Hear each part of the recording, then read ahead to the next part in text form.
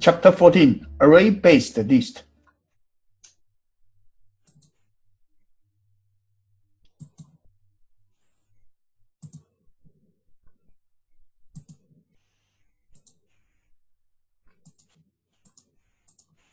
So far, we have talked about, in C++, we talk about the basic data type. We talk about the structure, if, while loop, for loop. We talk about functions.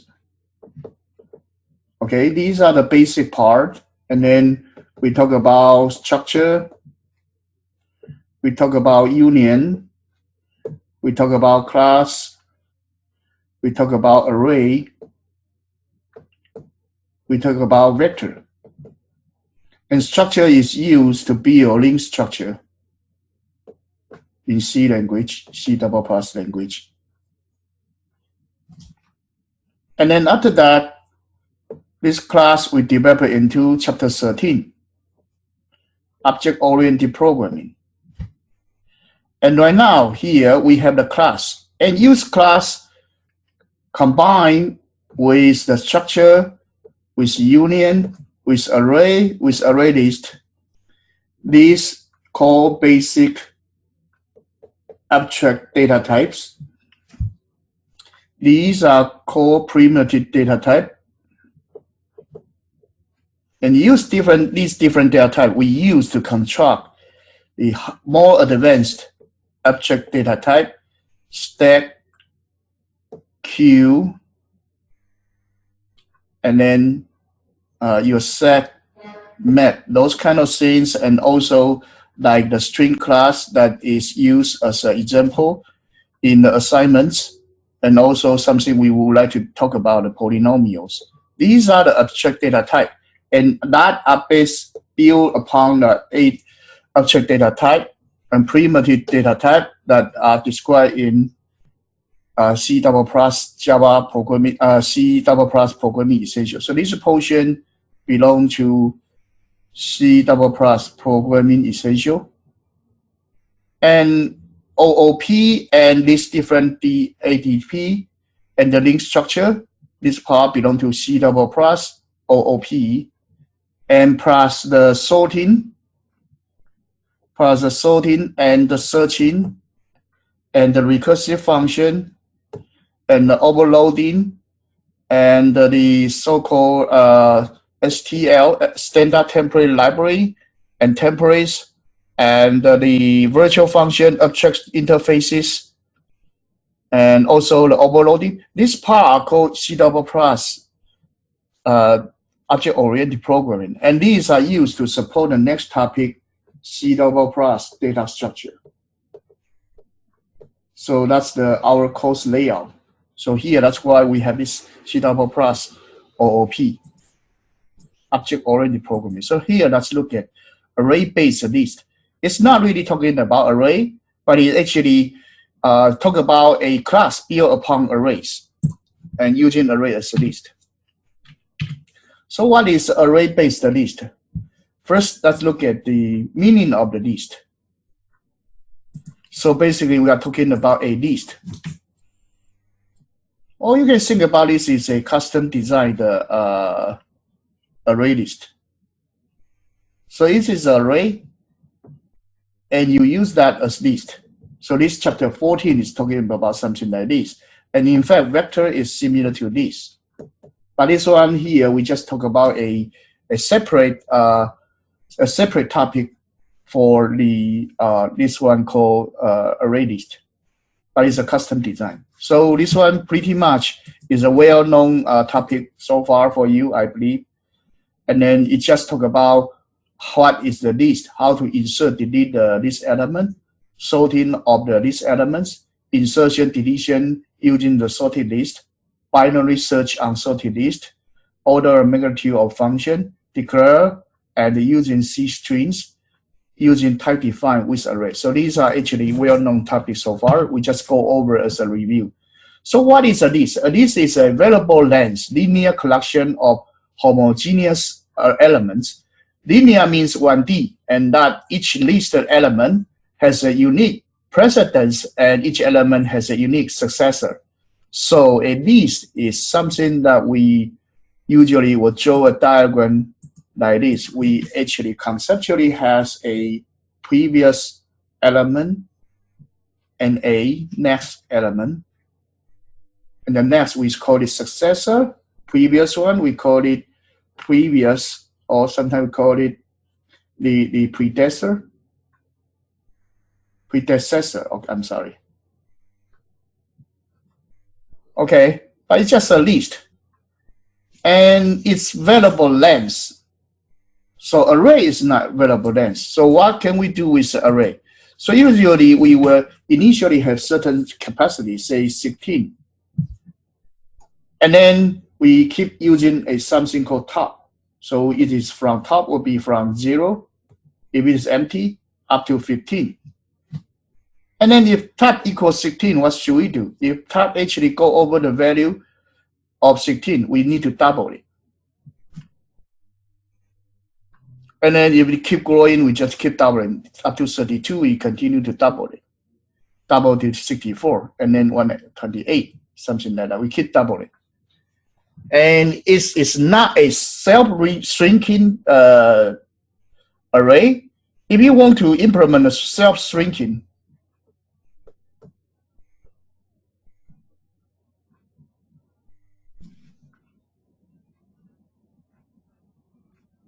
what is self-shrinking? So self-shrinking means the number of elements decrease below a certain level, and then I just cut it in half.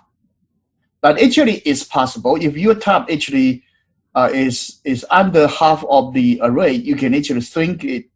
Just give up a array and then initialize a new array and make it a self-shrinking type of array list. That's possible, but that actually pay extra effort.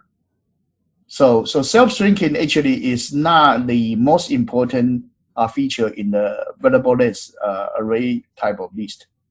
Is that okay, Eric? Yeah. Okay. So basically, this is nothing special. So basically, if you do your string class and you have a character array, say C of 64, something like that, this one actually is a list. Okay, that string actually is a list, character by character string. But you should actually use the array to store it. And then you keep track of the total length of your number of characters in there, and you cannot allow it to go overbound. Okay, or sometimes you use 256, some number that actually measure that. But the string class that you implement actually do not have the self-growing or self-shrinking mechanism.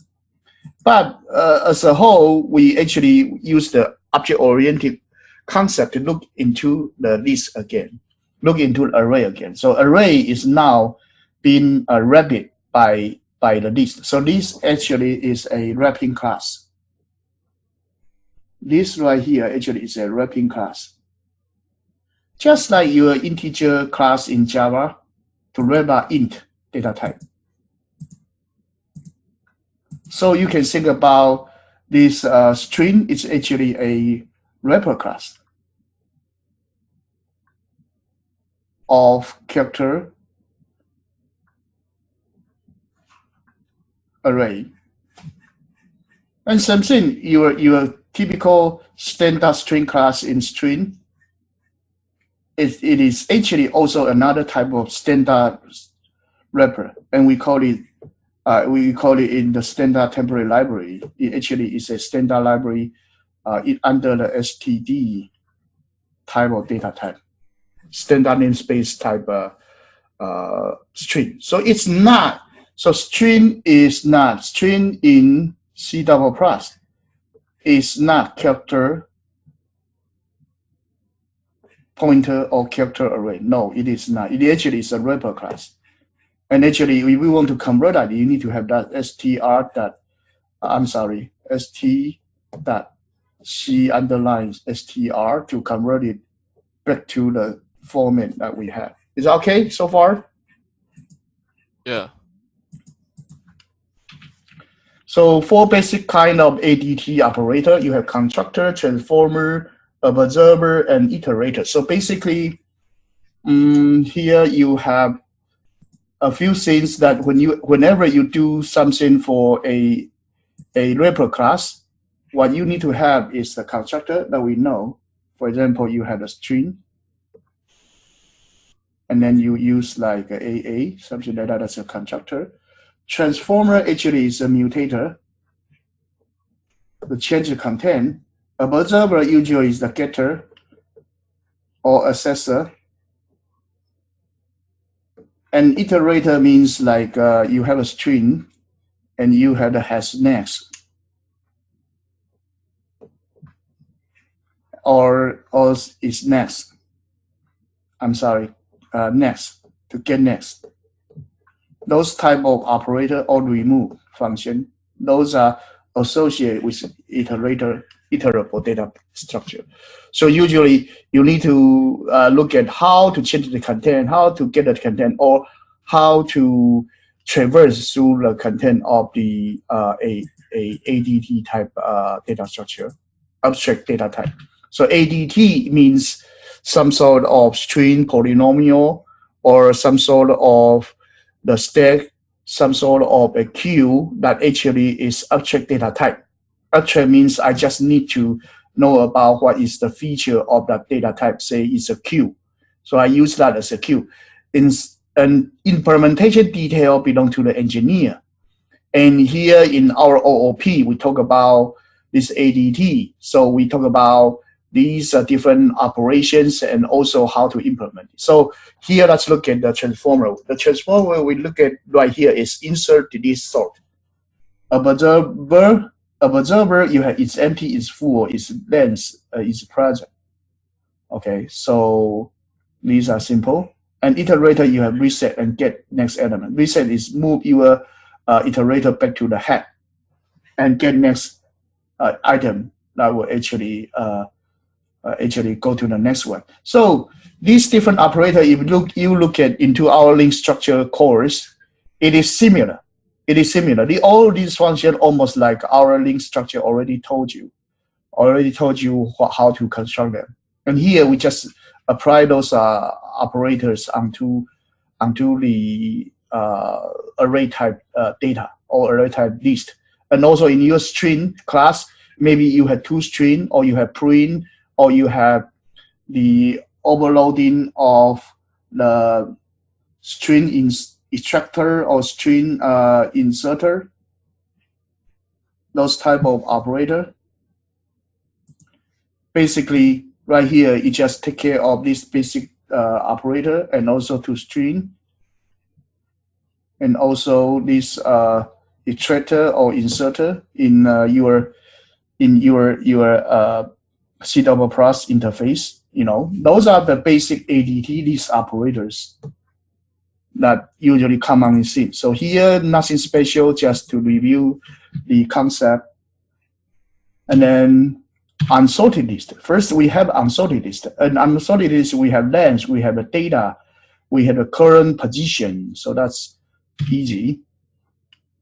Array-based class list, we have the selection sort is empty, is full, length, insert, delete is present, reset, get next. So that is fine.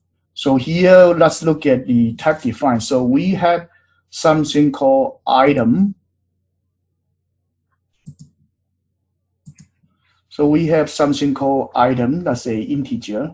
So we define integer as the item. So here it is not using the template, and instead it's using the one I talk about, using the type define to make it make the class somewhat like generic, but it is not really generic. Actually, it's well defined. But each time you can just change the type define statement to change to different data type. So usually this is a configurable container. Configurable means that before you compile, you can check this. And generic is different. Generic, actually, you can just put some sort of state and then item type whatever item type it is. And you can, at the same time, you can construct several different stack of the same of different type. Configurable means you can just configure to one of them, but not have 2, 3 at the same time. Okay, so that's this. And you have is empty, is full, the lens, insert, delete is present, and then select is present actually is a find function to find certain item, whether it's in there or not, or contains. Okay, this one's the index of, can be used by, can be replaced by index of, or contains, or find. Okay, this function usually is of different name. Selection, so reset, and get item. So you have private part, you have data, you have the lens, you have the item type, data array, and you have the current pointer, current position pointer.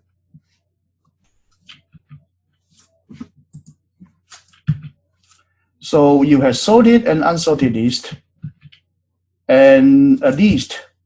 You have the length, you return length is full, you check if the length equals the maximum length. The constructor is set length to be 0, and because it's an array, you don't need to care about other parameter. You just need to move the length to be 0, then there's nothing over there. Okay, and also you need to move your current position to 0 as well when you get started. So the next one, your data's length, set a data that actually is insert, and you increase your length. So right here, the length you use just like the top operator that I usually use for stack. So basically, this one over here, it's an array, and the next pointer actually is the next available position that I can insert data in. So usually I call it top instead, or some people call it tail or front or rear. I mean, those kind of variable names.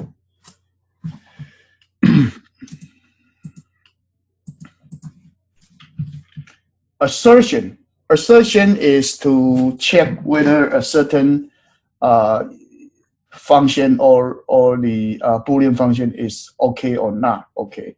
And assertion usually now is being replaced by the exception handler. And then before inserting a 64 into an unsorted list, unsorted list, there is no priority, so we just need to know about where is the length, and also whether the list is already full or not. And if we handle the boundary condition that when it is full, we double, then those kind of self-growing array will need to have special mechanism, and self-shrinking the same thing. If you actually delete, you need to take care of the self-shrinking part.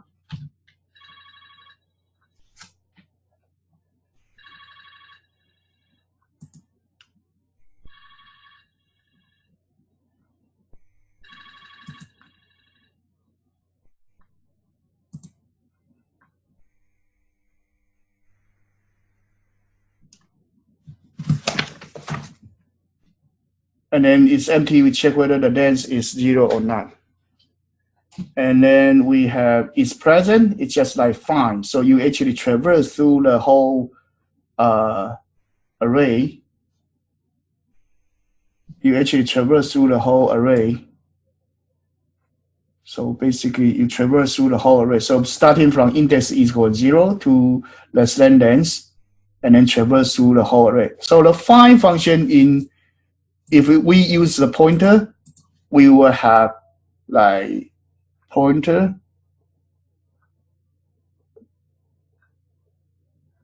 equals head, right? And we do while pointer not equals null, you know, those kind of operator. But here we use the index and index less than length. But not much difference.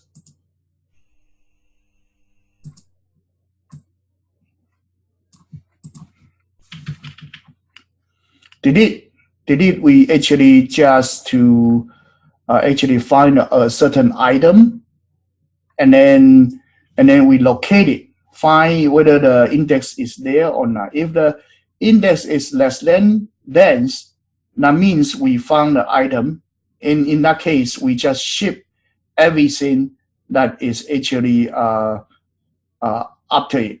So, for example, we actually continue, and if we find it, if it is found, then we move the anything behind it to be lower than that, and then we keep moving the length.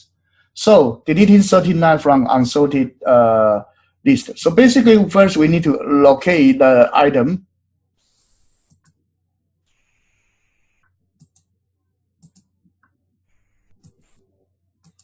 Basically, first we need to locate the item. And once we locate the item, basically we just keep moving the data from the front side to move it down by one index location. So is that okay so far, Eric? Yeah. Hello? Yeah. Okay, and the next one is reset. Reset is just to move the reader to the head. So in here, head is index 0. So that's nothing. And then iterator, each time we try to get next one, we actually, each time we need to get the current position. So if the current position now is n-1, the last one, we will get the current position to be next. So basically, it's like this iterator is just like rotating. So if we have the 0 up to the length, but length is not included, once here, the next one should move back to 0. So that's the iterator, how the iterator work. You've got a reset over there. So this is nothing special. It's similar to reset. You move your pointer back.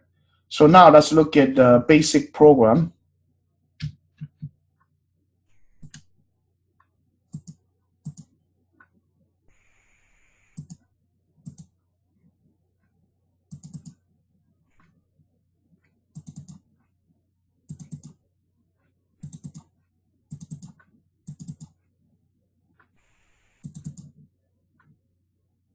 So we have the .h file and .cpp file. This one is the .h file, so we have those different functions over there. And these are the implementation. We have this insert is empty, is present actually is a find function. Removal, we keep checking whether the item is identified or not.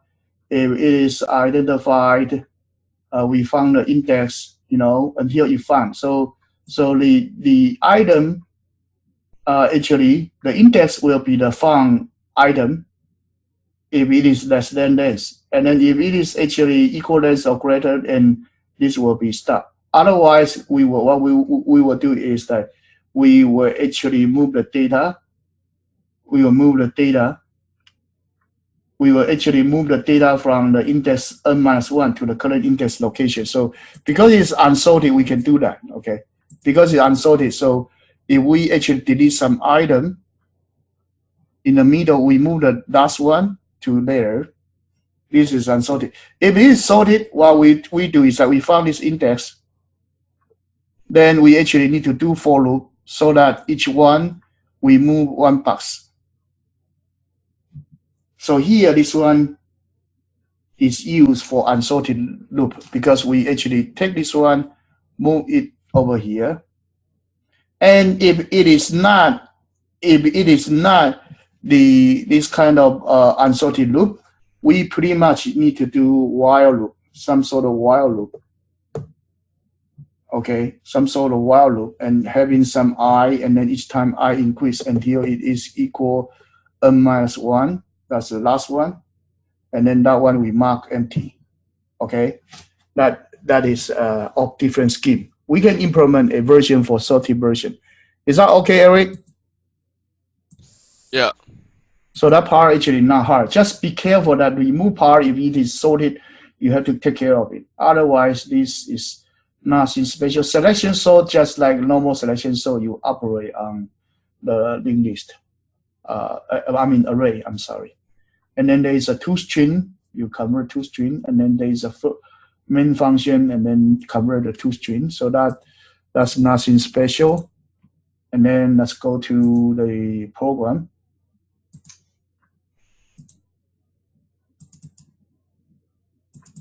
So this chapter basically is just a review chapter. And we already talked about many of these. So recent few weeks, I try to basically help you continue to review these different items. Not really tough, but I will need to add more like VP1 stuff or the data structure stuff. So right here, because it has been compiled, so we just run list A.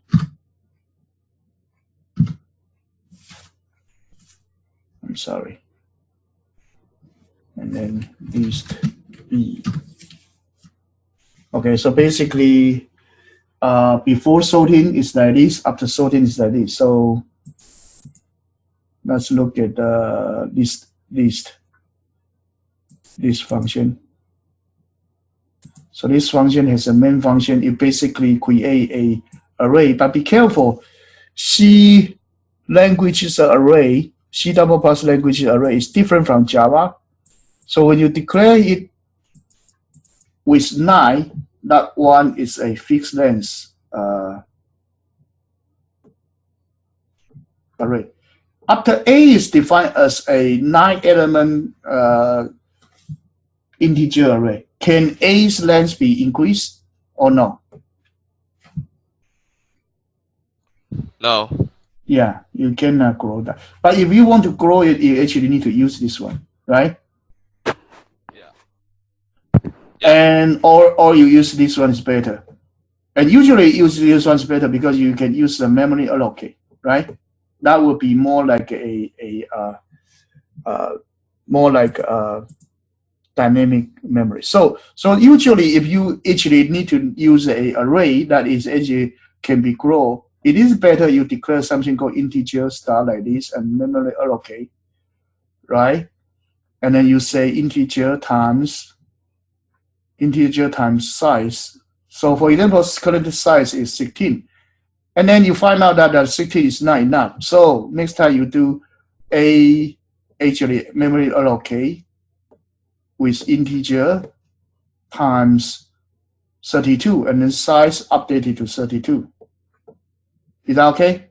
And then make the copy from the old A to the new A. So that part is not hard, but you just need to think about it. And that can make your array self-growing or self-shrinking.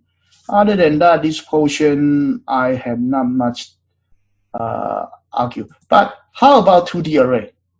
If I have a 2D array, what is the good way to write, say I have a 2D array? Is that okay to write this? You have to declare the number of columns at least, I think. Yeah. Okay, that's what I'm trying to say. Otherwise, you are pointer or pointers, right? Otherwise, you are pointer or pointer, not pointer or array of pointers. Okay.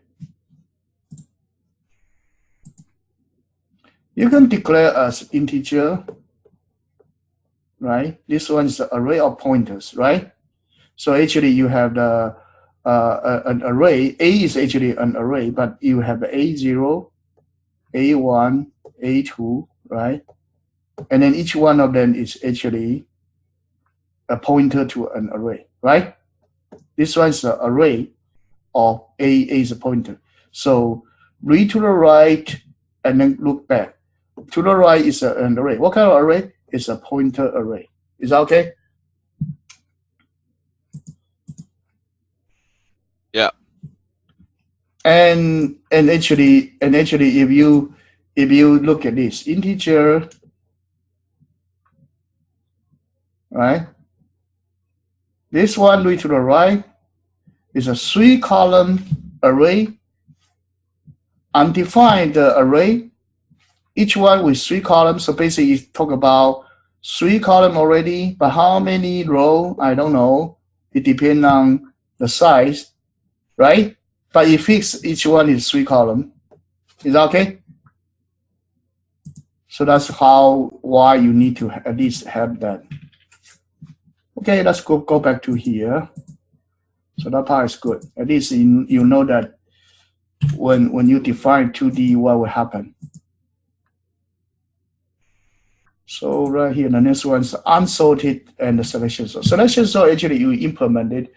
So right here, each time we just need to know, we select the smallest one and then swap with the head, okay? Swap with the smallest one that is going to be swapped. And each time we advance the one location. Okay, so that part is not hard. So the selection sort is the standard sorting. So basically, you continue from, there's an outer loop, there's an inner loop. For selection sort, the outer loop, basically, you starting to from here, right? And then actually the last one should be up to this one, right? Up to this one, so from here to here, right? So the first one, I pick this one. Then actually I select the maximum over here, right? Actually I select the maximum every time I compare, right? And then select a maximum, and then once I find a maximum, and then I see if I need to swap with that or not, right? Or minimum. This one actually is searching for minimum. So that's it. It's okay. So here you just need to find a minimum index, okay? And once you found, this one is swapping. Once one it actually is swapping. So basically, originally set the minimum to be this one. And after that, you continue to find until the end of the array, Right? So each time you start it from one location here, and then set that as the minimum index. After that, I compare one by one to find the minimum. And then until I identify a certain minimum, and then I do swap with this one. Okay, and the next time, actually, I have this one. And then the rest of them, I start to compare with it for the minimum. And then if I find it, swap. Okay, so if, for example, I have 9571. Okay, so the first one, I fix this one. Okay, start to compare and find the minimum until here first is minimum, but actually later it's replaced by this one. So we do swap. So the first one is 1579, and this one is fixed. And the next one, I pick this one as a minimum and start to do compare. Nobody swap it. So the next one, I do this one, pick this one, and then compare, and then it's done. Okay, to find the selections sort. Okay, so this one is not hard. And then let's look at the sorted list. Sorted list, I think more important part, everything else are the same, except the insertion and deletion. Insertion, you need to insert to the right position. Deletion, you need to delete and then shift, right? These are the two functions we pretty much need to be careful about. And is present will be faster because it actually now is in order. So is present is faster, and also you can implement this binary search now. That's the only difference, 3 functions we have for different. So other than that, it's just the same. So insertion algorithm for selection, you actually need to find the location that actually is, so if you are actually a ascending order like 1, 3, 5, 9, 11, right? And I have 7 to be inserted. So I need to search through it until someone is bigger than me, and then I insert in front of it. Okay, so a better way is I find the index of this guy, right? And you know the LEN, the length is actually empty. So starting from for length down to length, this one index. So you actually 4. integer I equals length, and then I actually less than equal to this one actually greater than the current the one index you found. Okay, and then I decrease it. So from there, each time actually, because the insertion, I actually move like this. Okay, and then and at the end, actually, then I put my number into there, put my 7 into there after I do the shifting. After I have done the shifting, and then I put my 7 into there. Is that okay? Yeah. Hello, Eric. Is that okay? Mm-hmm.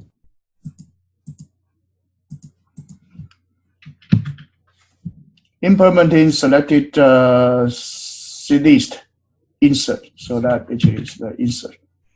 So basically, this insertion right here. This is what? Oh, actually, this one is downward. So you're actually using downward approach. That means starting from here, right? You actually start to do this. I don't know where to insert, but this one may be 1, 3, 5, 11, 13, 15, 17, 19, 21, and then actually I started from this location length, and it's empty because I want to do insertion. So now I start to move. So for example, now I have a 9 I want to insert. So this algorithm may be a little bit better. So I start to have this 9 and I compare with this one. Okay, it's still bigger, so I moved it to here. And then I compare with 19. Okay, bigger, I put my 19 over here. And then I compare with my 17. Okay, 17 is bigger, I put it here. And then 15, 13, 11. And then after 11 be moved, I compare to 5. 5 is smaller, so I put my 9 over here. Is that okay? This one is his algorithm. Actually, it's coming from backward. And I think this one is better than what I described. So let's look at this. While index greater equal to 0, okay, then if the item less than the data index, so actually the 31 actually is item, my item is 9, so item less than 21, that's true. And then basically I move my current item to the next location, so from 21 move to here. And then I keep decreasing the index until there's a one my item actually is what? Equal or actually greater than the current index. So say, for example, this is 5. Then I insert, so the index pointing to the 5's index. So the next one, I insert my 9 in. And then increase the length. Length actually is having data already. Is that okay? Yeah. So that's the insertion. Deletion actually is also, we just ship it. So let's look at the algorithm. Deletion just identify the item and then ship back from there. Okay, I described it. So deletion actually is, again, we have at least 1, 3, 4, 5, 7, 9, 11, 13. So if we want to delete 7, right? So we do a while loop, and while I actually less than length, right? And the what? And the item not equals the array of I, right? Something like that, and then I increase, right? Keep doing that until until there is a item that's equal. So then if I actually is greater equals length, that means it's not found. Then we don't do anything. But if it is actually less than length, then what should we do? We start to ship from that I, I ship from I plus 1 to I, and keep doing that until my I actually equals LEN. That one actually I do nothing. Is that okay? Now keep shifting backward to here, and then that will delete that 7. Is that okay? And at the end, set your length to decrease by 1. So that part is actually easy. And then deletion here. So it actually use a binary search for that. That's fine. But actually, you just need to do linear searching will be good enough. So here, you keep doing that. Here is the shifting part. Okay, if found. So we basically run a binary search to find the index. And if found, actually, we will actually just do shifting. So this part is the shifting code. So now let's look at the searching part. Searching part, we actually will search for a certain item. So let's jump to the code directly. So basically, it's a it's just a basic binary search using the normal algorithm. So if it is it started from your low and high, right? You calculate for the mid value, right? If bigger, you search it, you set the low to here. If smaller, you set the high to here, right? Keep doing that until it crossover or not found. If found, you set the position to be middle. Okay. If not found, you actually the found value will be false, and then you actually will know that. So the found variable actually is a alias. The found variable here in C++ is implement with an alias. Why? Because that value need to be changed. Is that okay? Because that value need to be changed. Yeah. Okay. And usually when we do get the Java, it only report the index value. If not found, we set it to -1. That one actually will also carry the information for found or not found. Because when it is negative, then it actually not found. But here, if you have a extra variable, you can use that for the purpose of indicating that it is actually found or not found. So this one binary search, we just bypass it. It's not hard. It's prevalent just using the search, right? If not found, then if actually found is false, then it actually not present, right? So this one is find function. So not hard. We just go over. And magnitude, order of magnitude of a function. So basically, your constant time, logarithmic time. So usually this one, people seldom write this. It only is an order 1, order ln, n, right? Order n, order n square, and order cube, right? In algorithm, usually we write this. Or this one may write as order log n. Same thing. Ln or n, or log, that's actually the same thing. That's the order of magnitude. And this one actually, I think is not that interesting. Let's go. Comparison. So it's present, that is a find. So if you use a sequential search, that is a order of n algorithm. If you use a binary search, log n. Insertion unsorted because you just actually put at the end of the list. So it's an order 1. You just know about the length location and put it there. Sorted, you need to actually do backward traversal. Backward traversal, so it's an order n algorithm. Deletion unsorted, actually you need to locate the data and then move back, copy the swap. I'm sorry, not swap. Fill in the target location with the last one. So the part that do traversal actually is order n. Same thing for sorted the list. And selection, so it's an order n square algorithm.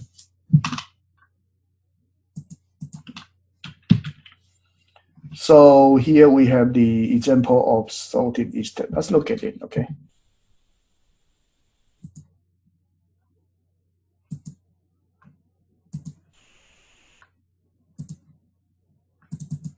So in the sorted list, let's select this one,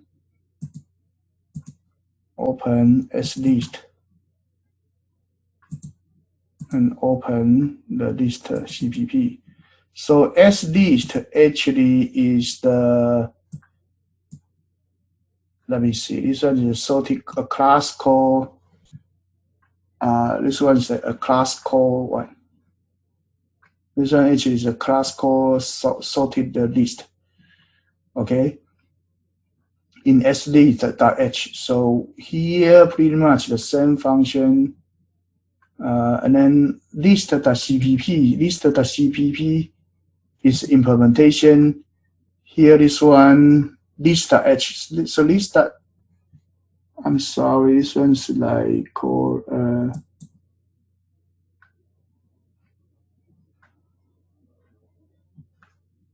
we have this one as list. This one as list.h. So this one is sorted list and sorted list.cpp. Only these two files. So basically, list.cpp it includes a sorted list. Okay, so basically here it had all the function for a list, right? And then the main function do this for sorted list. So basically we include a sorted list .h. So sorted list is a class called sorted list. And what's that?